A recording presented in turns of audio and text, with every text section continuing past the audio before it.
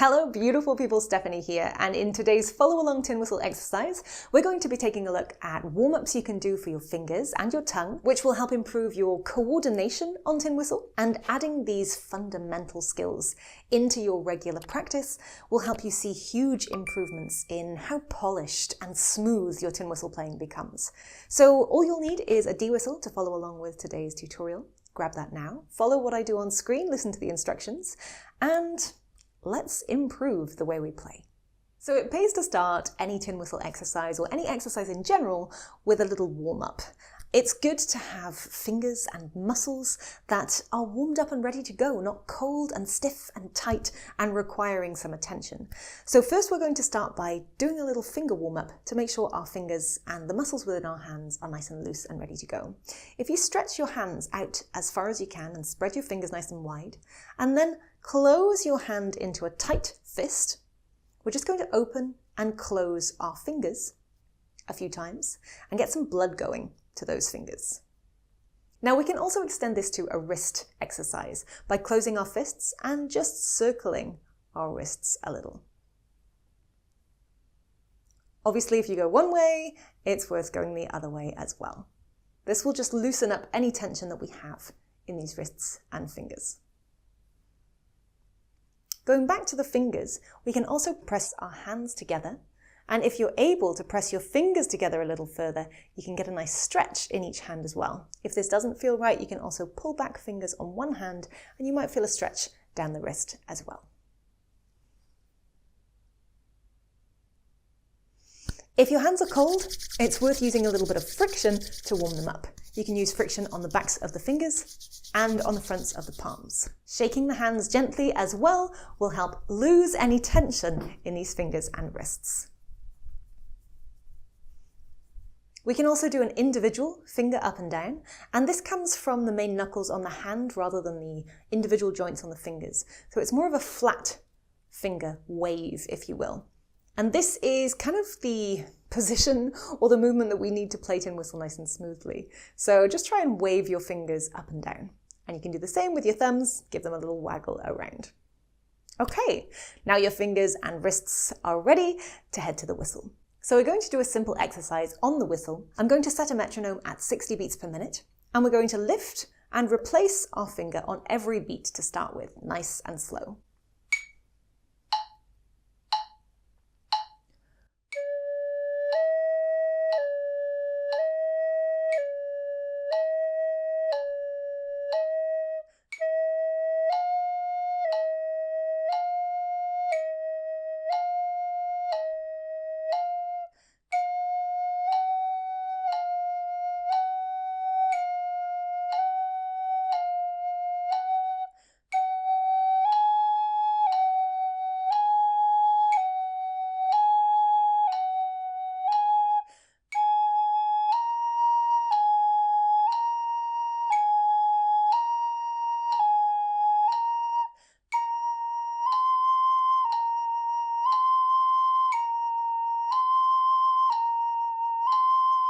This time we're going to run each individual note at 3 different speeds. We'll start with a lift or replace on every beat.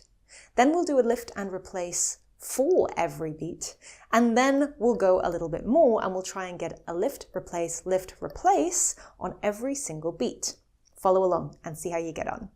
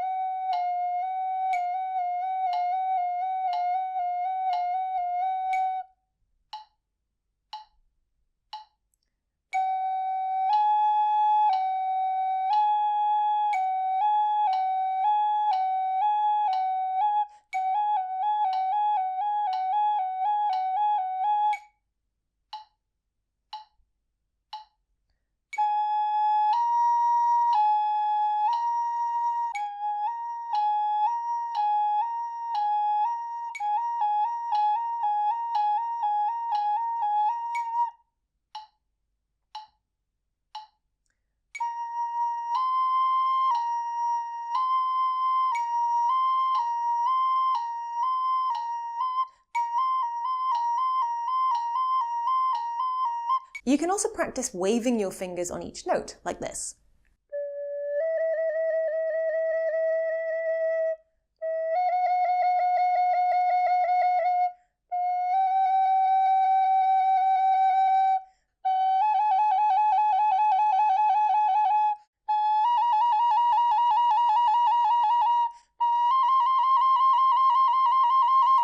This will help you recognize any inaccuracies in your fingers and help you target the fingers that you have trouble with. For me, it's the ring fingers, and they're a lot slower and more clumsy than the other fingers. Now we've warmed up our fingers, let's move on to warming up our tongue.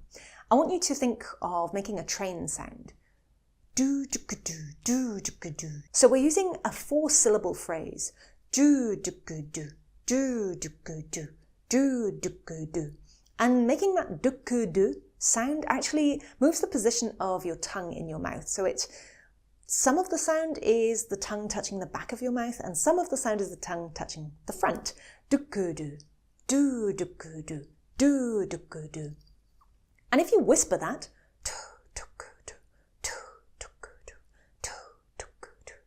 you can actually make those sounds into the whistle, and it sounds like this.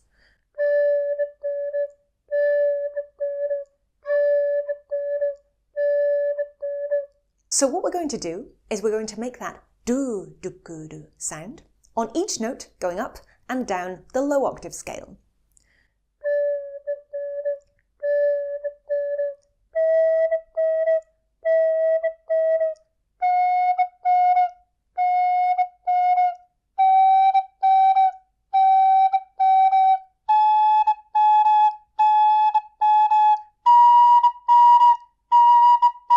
So what happens now if we split that little phrase over a few notes? Maybe we'll do do on D and do on E, like this.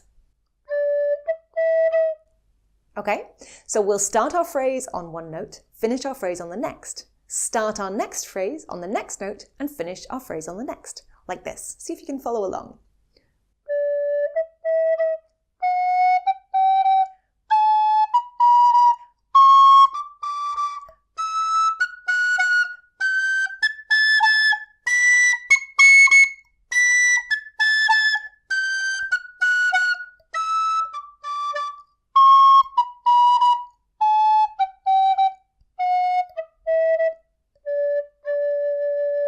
Let's split that phrase even further. At the moment we have 4 syllables, do, do, and it's in a bit of a rhythm. You've got 1 slower note and 3 quicker ones. Do, do. Let's put a different note on each of those syllables. So we'll have 4 notes and at different timings. So we've got D, E, F, G, D, E, F, G. And try and keep that du sound as you're playing those notes.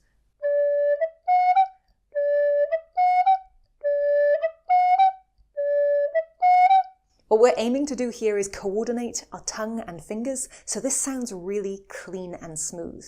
If you need to go a little slower to start with, then you can slow this video down or practice this slower and come back and try and speed up.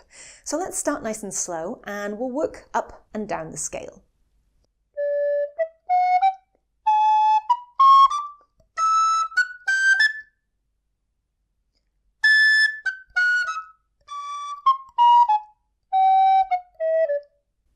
Nice. Let's try that a little quicker.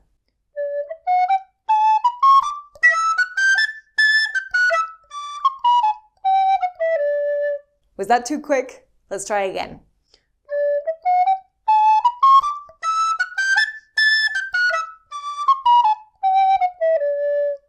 We're aiming for nice, clean transitions. So practice that until it feels clean and smooth.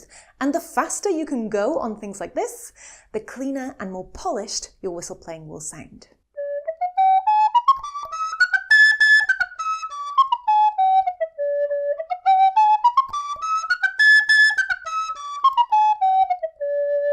Adding drills like this into the start of each of your practice sessions allows you to release all tension in your fingers, warm up and train the tongue muscle and the muscles in your hands and fingers to know how to coordinate everything you need to play tin whistle to a fantastic standard. Having this familiarity and control over both your tongue and your fingers, and when and how you choose to use them, will open up so many fantastic techniques that you can use and start enjoying in your tin whistle playing. Now, this video is part of a little series of these fundamental exercises that will help improve your tin whistle playing.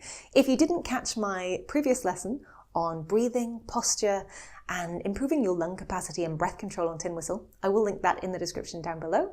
Don't forget to save this video so you can come back and follow along during your next practice session. And of course, if you haven't already, please do hit the big thumbs up button. Don't forget to subscribe. And if you hit the bell, you'll never miss a video because you'll get notifications every time they come out. I'll put up a few videos on screen that I think you might find helpful as well if you enjoyed this one. But that's it from me today. Thanks again for watching. Happy whistling, and I'll see you soon. Bye.